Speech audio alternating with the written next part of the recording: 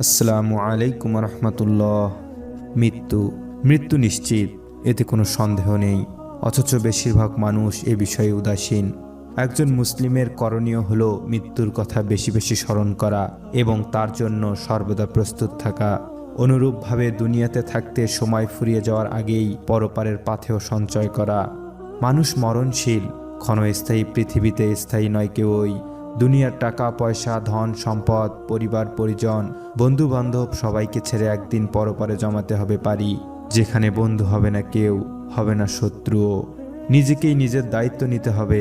পবিত্র কুরআন শতাব্দীর পর শতাব্দী জীবন ও জগৎ সম্পর্কে কোটি কোটি মানুষের অন্তর্দৃষ্টি খুলে দিয়েছে, বদলে দিয়েছে ভেতর থেকে, খুলে দিয়েছে তাদের সম্ভাবনার দ্বার, দিয়েছে প্রশান্ত ও পরিতৃপ্ত জীবন। এই জীবনের সঙ্গে মৃত্যুও যে জড়িত তাও উল্লেখ করে বলেছে আল কোরআনে। শুধু কোরআন নয়, হাদিসে মৃত্যু সম্পর্কে অনেক আলোচনা। মৃত্যু সম্পর্কে কোরআন কি বলে, তবে চলুন শুনে আসি। আল্লাহ তাআলা বলেন, প্রত্যেক প্রাণীকেই মৃত্যুর স্বাদ গ্রহণ করতে হবে এবং তোমরা নিজ নিজ কাজের প্রতিফল সম্পূর্ণভাবেই কিয়ামতের দিন পাবে। সূরা আল ইমরান আয়াত 185, সূরা আনকাবুত আয়াত 57। অতঃপর নির্ধারিত সময়ে যখন তাদের মৃত্যু এসে যাবে, তখন এক মুহূর্ত বিলম্বিত কিংবা ত্বরান্বিত করতে পারবে না। সূরা নাহল আয়াত 61। তিনি জীবন দান করেন এবং মৃত্যু ঘটান, আর তার কাছেই তোমাদের প্রত্যাবর্তন হবে। সূরা ইউনুস আয়াত 56। হে মুমিনরা, তোমাদের ধন সম্পদ ও সন্তান সন্ততি যেন তোমাদের আল্লাহর স্মরণ থেকে গাফিল না করে। যারা এ কারণে গাফিল হয় তারাই তো ক্ষতিগ্রস্ত। আমি তোমাদের যা দিয়েছি তা থেকে মৃত্যু আসার আগেই ব্যয় করো, অন্যথায় সে বলবে, হে আমার পালনকর্তা, আমাকে আরও কিছুকাল অবকাশ দিলে না কেন? তাহলে আমি সদকা করতাম এবং সৎকর্মশীলদের অন্তর্ভুক্ত হতাম। প্রত্যেক ব্যক্তিরই নির্ধারিত সময় যখন উপস্থিত হবে, তখন আল্লাহ কাউকে অবকাশ দেবেন না। তোমরা যা করো আল্লাহ সে বিষয়ে খবর রাখেন। সূরা মুনাফিকুন আয়াত 9 থেকে 11। মুমিনদের জন্য কি এখনো সে সময় আসেনি যে তাদের হৃদয় আল্লাহর স্মরণে বিগলিত হবে? তারা তাদের মতো যেন না হয় যাদের আগে কিতাব দেওয়া হয়েছিল, তাদের ওপর সুদীর্ঘকাল অতিক্রান্ত হয়েছে, অতঃপর তাদের অন্তঃকরণ কঠিন হয়ে গেছে, তাদের বেশিরভাগ পাপাচারী। সূরা হাদিদ আয়াত 16। আর যে স্বীয় রবের সামনে দাঁড়ানোকে ভয় করে এবং কুপ্রবৃত্তি থেকে নিজেকে বিরত রাখে, নিশ্চয় জান্নাত হবে তার আবাসস্থল। সূরা নাজিয়াত আয়াত 40 থেকে 42। মৃত্যু সম্পর্কে হাদিস কি বলে?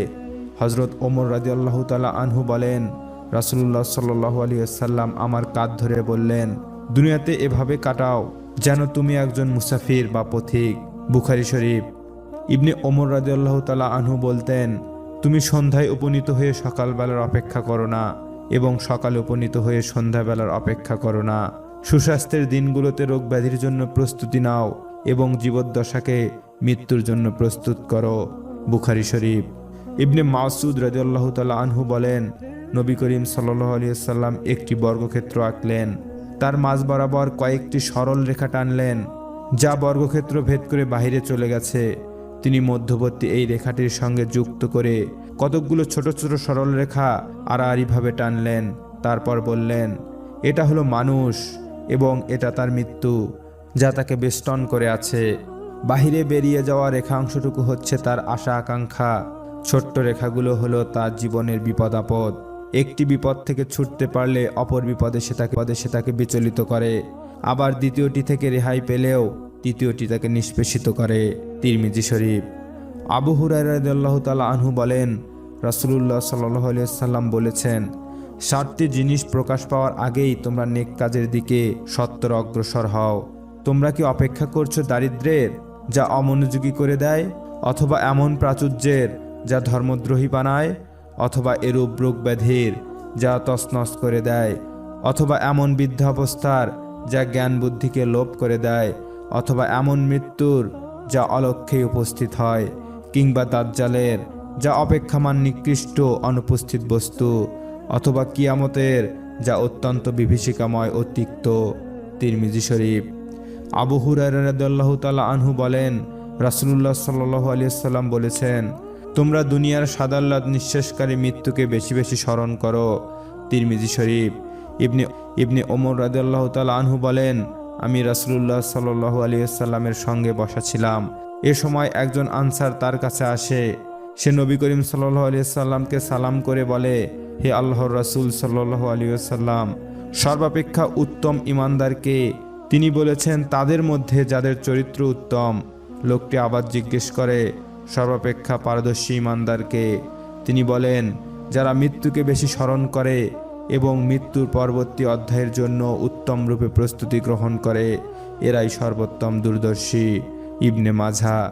আবু হুরায়রা রাদিয়াল্লাহু তাআলা আনহু থেকে বর্ণিত, রাসূলুল্লাহ সাল্লাল্লাহু আলাইহি ওয়াসাল্লাম বলেন, তোমাদের কেউ যেন মৃত্যু কামনা না করে, কেননা সে পুণ্যবান হলে সম্ভবত সে পুণ্য বৃদ্ধি করবে, আর পাপী হলে তাওবা করতে পারবে। বুখারী শরীফ। প্রত্যেকেরই মৃত্যুর সময় নির্ধারিত। এটা এক সেকেন্ডেও এদিক সেদিক হবে না। কখন মৃত্যু আসবে জানে না। মানুষ যেন মৃত্যুকেই ভুলে থাকে। দুনিয়ার আরাম আয়েশের পেছনে ছুটে চলা দেখলে তো তাই মনে হয়। দুনিয়ায় মানুষের যত কর্ম সবই সেদিন প্রকাশিত হবে। কোনো কিছু সেদিন আর গোপন থাকবে না। আমরা কেন ভুলে যাই, দৃশ্য অদৃশ্য যা কিছু হয় সবই আল্লাহ পাক দেখেন। মানুষের মনের কথাও আল্লাহ পাক জানেন। মানুষ মানুষকে ফাঁকি দিতে পারে, কিন্তু মহান রব্বুল আলামিনকে ফাঁকি দেওয়া অসম্ভব। এই চিন্তাটুকু মাথায় থাকা জরুরি। কুরআন মাজিদে বলা হয়েছে, হে নবী, আপনি বলুন, তোমরা যে মৃত্যু থেকে পলায়ন করতে চাও, সেই মৃত্যু অবশ্যই তোমাদের কাছে পৌঁছাবে।